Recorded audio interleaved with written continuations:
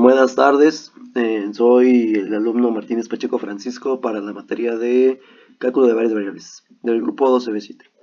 Eh, Quiero pedir una disculpa por el tono de mi voz y es que no me encuentro en buen estado de salud, pero eso no va a impedir que haga mi trabajo, mi video. Ustedes tienen que estar bien informados, claro que sí.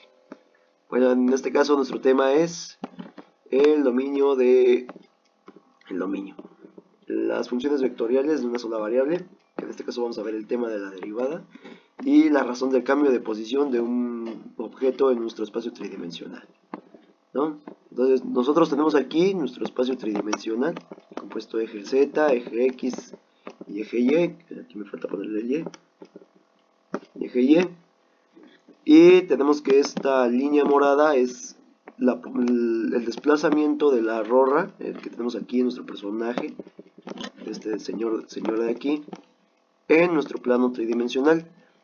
En un instante de tiempo tenemos que nuestro personaje se ha desplazado este vector que tenemos aquí, este r en función de t, donde t está dado por los valores del tiempo. Y vamos a decir que el desplazamiento de nuestro personaje es el siguiente.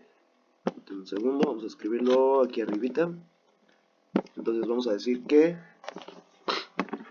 la función r de t para el desplazamiento en x es t cuadrada más 1, t cuadrada menos 2t, seno de t. Pudieran ser cualquier tipo de función o cualquier tipo de número para los desplazamientos, pero siempre teniendo en cuenta esta función de t. Porque si yo pusiera una x más 1, esto no tiene sentido y la x cuadrada se toma como una constante. Y esto va a cobrar un poco más de sentido conforme avancemos el video. Bueno, entonces nosotros sabemos que el desplazamiento de nuestro personaje es el de aquí. Pero ahora quiero saber qué tan rápido se desplaza en el espacio. Bueno, entonces primero hay que determinar que podemos calcular la velocidad promedio de este personaje, porque es lo que queremos saber. Si sabemos dos puntos dados, dos posiciones, entonces me va a quedar que la velocidad promedio es igual a la resta de la velocidad final y la velocidad inicial, o la distancia final menos la distancia inicial sobre el tiempo final menos el tiempo inicial. Como ven, nosotros tenemos una función dada en términos de t, que son las que tenemos aquí, y df y di son los desplazamientos, y como tenemos aquí nuestro plano tridimensional de posiciones, entonces estos concuerdan muy bien y nos podrían devolver nuestro valor de velocidad.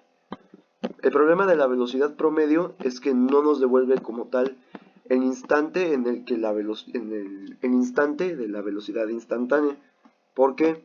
Porque si nosotros tomamos un vector de posición y lo comparamos con este de aquí, nos puede dar un valor aproximado, más no el valor que nosotros queremos. Entonces tenemos que hacer que esta línea esté lo suficientemente pegada a la otra para que nos devuelva la velocidad instantánea. Entonces vamos a poner aquí otro vector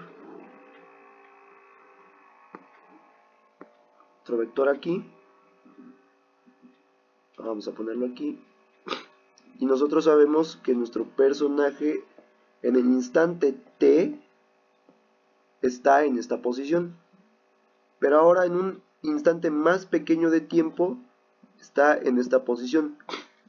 Queremos calcular velocidad instantánea, entonces necesitamos que este instante de tiempo sea tan, pero tan pequeño que sea casi idéntico al cero, ¿no?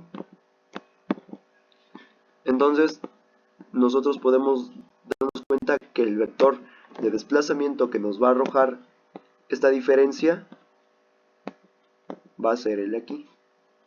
este vector de aquí, este que estoy dibujando en verde.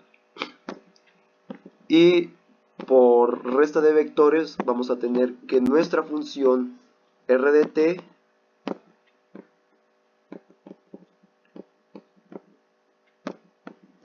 recuerden es nuestra línea que estamos comparando, esta de aquí, más ese pequeño instante de t menos nuestro vector inicial nos va a dar el vector que tenemos nosotros aquí, el verde.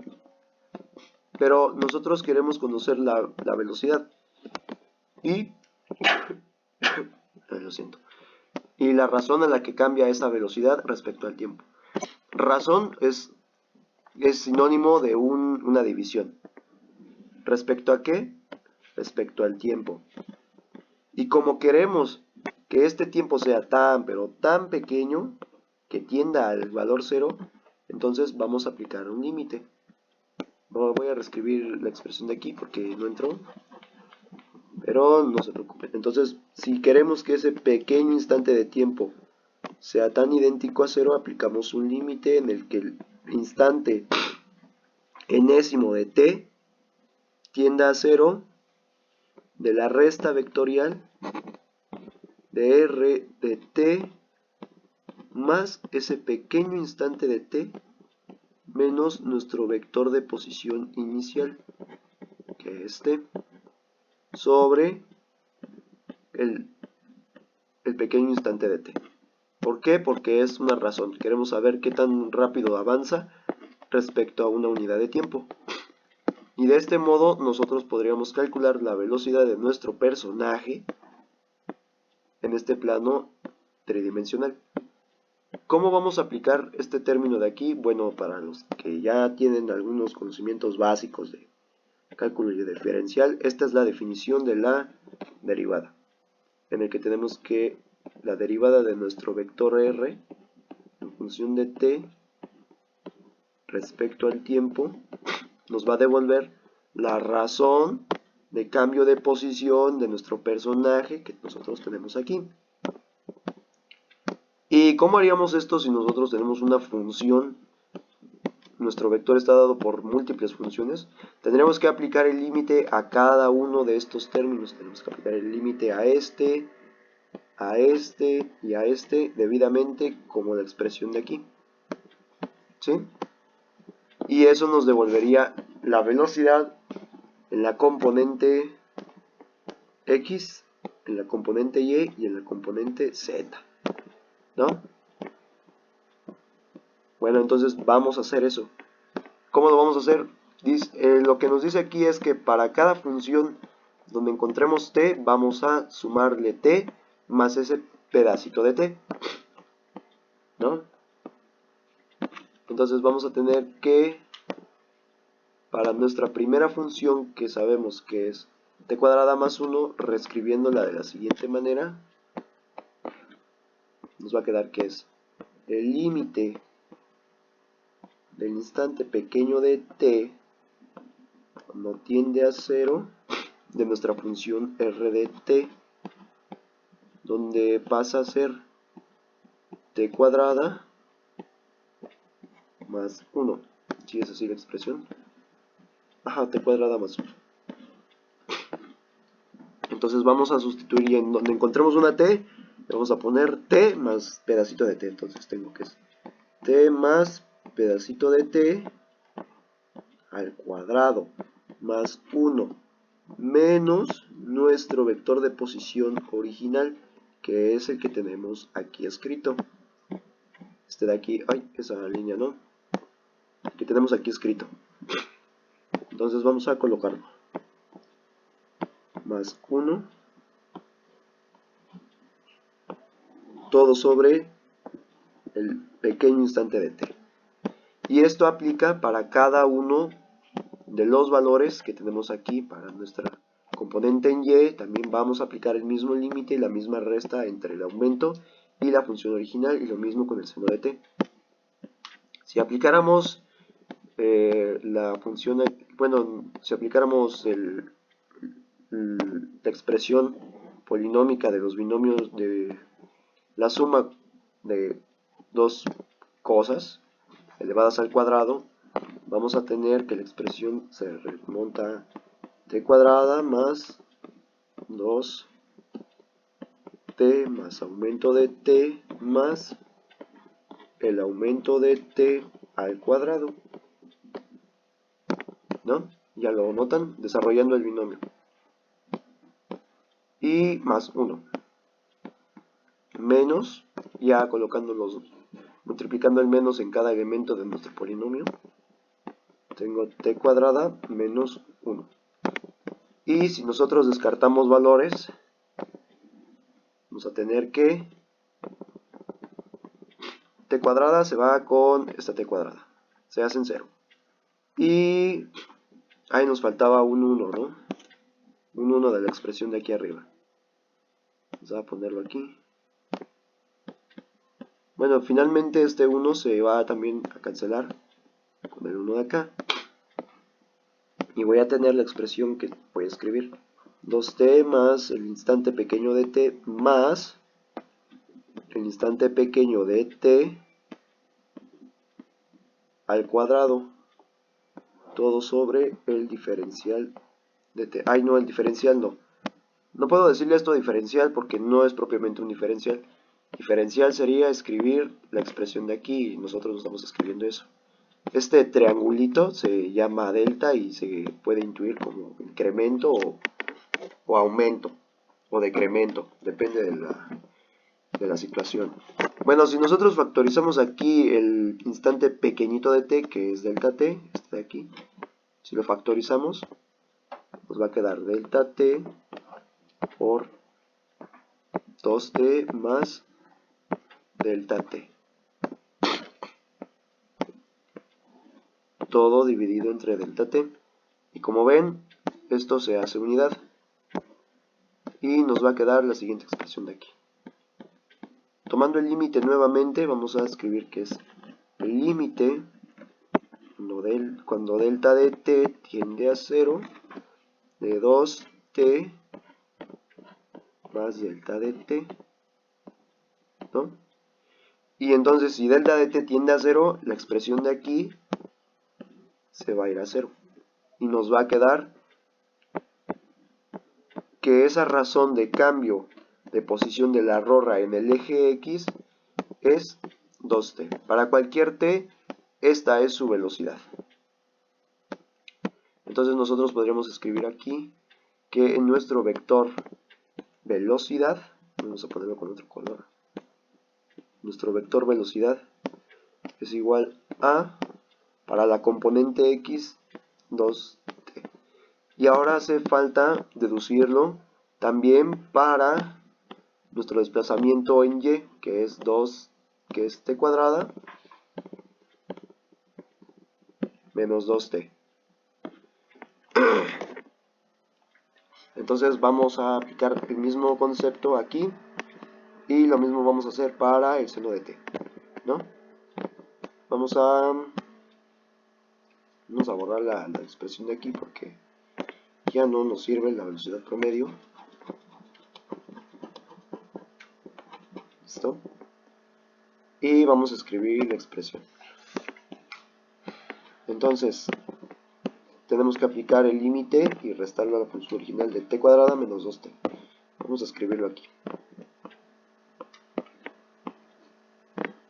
Entonces es el límite cuando delta de t tiende a 0 de t más delta de t al cuadrado menos 2 veces t más delta de t y todo eso restado por la función original, que era nuestro vector de posición principal, donde empezó la rorra a caminar, para que se entienda un poquito mejor.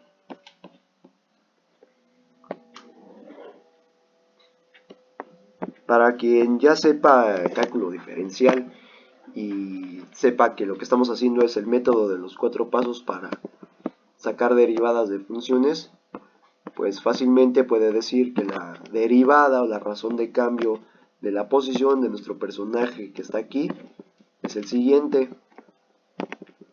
Es 2t menos 2. Esa sería la solución desarrollando los binomios al cuadrado que tengo aquí y el producto conmutativo que tenemos acá. Pero lo vamos a hacer porque, pues, bueno, no, vamos a hacer mejor el del seno, porque el del seno es más complicado y creo que merece más tiempo para explicación. Entonces nosotros pondremos aquí que la velocidad de la rola en el eje Y es 2t, ahí no, esa coma no va, menos 2. Ahora nos falta el eje Z, que es seno de t. Entonces hay que aplicar también el límite en el seno de t. Vamos a escribirlo acá. Sí, acá, porque aquí cabe.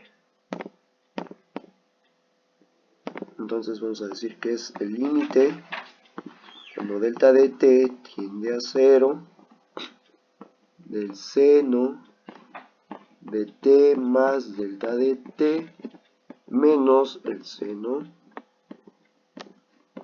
de t, todo sobre dt. Aquí se va a preguntar uno, bueno, ¿y qué hago con esa suma de ángulos en el seno? ¿Cómo se va a borrar o cómo la voy a restar? Si usted da ya el truco, se da cuenta de que lo que hay que hacer es restar y factorizar de modo que el delta dt de aquí abajo se haga unidad con alguna cosa de aquí arriba.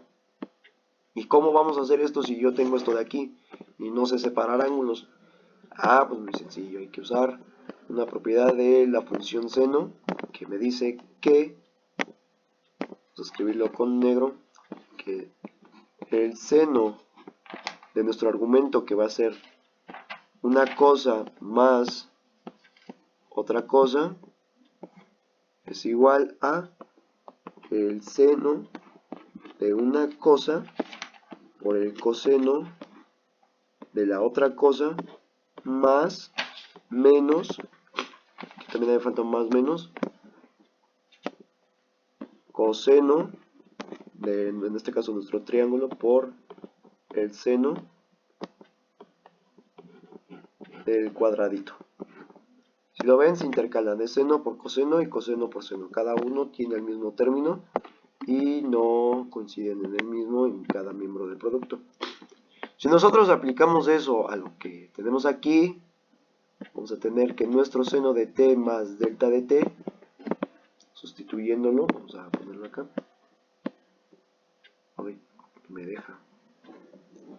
Ahí está. Entonces vamos a tener que esto es, vamos a poner esto aquí,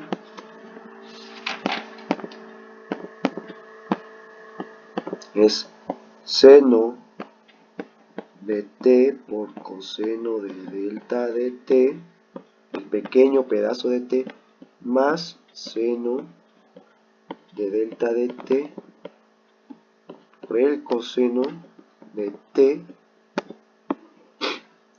menos el seno de t. Como ven, la expresión ya está conforme la fórmula que nosotros tenemos aquí. Y ya colocamos la resta de la función original. Vamos a borrar esto porque no toma espacio. Y vamos a tener que esto está dividido entre delta de t. Es importante dividirlo, porque si no, eso no nos da una razón de cambio. ¿Ya? Entonces, lo primero que hay que analizar es que coseno de delta de t, como sabemos que delta de t tiende a un valor 0, y nosotros estamos aplicando el límite, aquí también, que no lo escriba es distinto, esta expresión de aquí se va a ir a un valor 1. ¿Por qué? Porque si coseno de 0 es igual, coseno de 0 es igual a 1 y delta de t tiende a 0, pues este va a ser el valor que esperaríamos que nos diera. Ahora, seno de delta de t. Este valor se va a ir a delta de t. ¿Por qué? Vamos a analizarlo aquí arriba.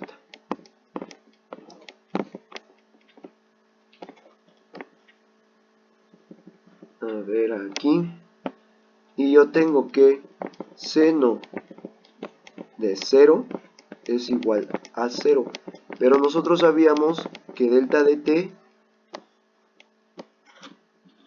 también tiende a 0. Entonces, si yo coloco en el argumento del seno algún valor que tienda al 0, es obvio que el seno nos va a dar un valor también idéntico a 0. Entonces, evaluar esto me va a devolver el delta de t.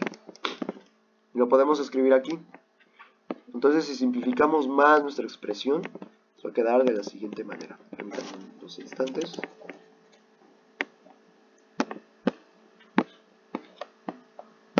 Entonces voy a tener que esto es igual a seno de t por 1. Ya no escribo el 1 y no tiene caso, voy a multiplicar por 1. Y seno de delta de t, que sabemos que ahora es delta de t, por coseno de t.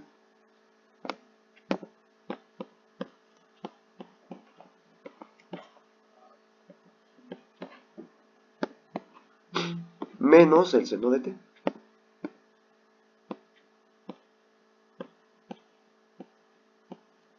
Ya no escribe. Y todo esto está dividido entre, entre el pequeño pedazo de t y lo evaluamos al límite. Como ven, aquí tenemos términos semejantes. Seno de t se va a restar con seno de t y me va a dar 0. Y el resultado nos va a dar el siguiente. Delta de t, coseno, vamos a borrar ese coseno, se ve horrible. Coseno de t entre delta de t, y esto se hace unidad. Entonces, si yo aplico el límite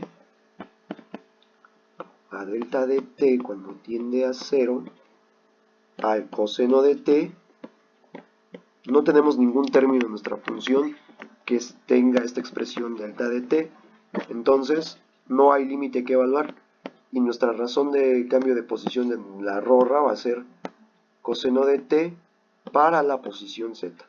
Entonces, actualizando nuestro vector de posición, nos quedaría de la siguiente forma. Vamos a poner aquí coseno de t. Y ya está. Ese sería nuestro vector de posición de la RORRA en cualquier instante de tiempo en el que se desplace en nuestro plano tridimensional. Y eso sería todo.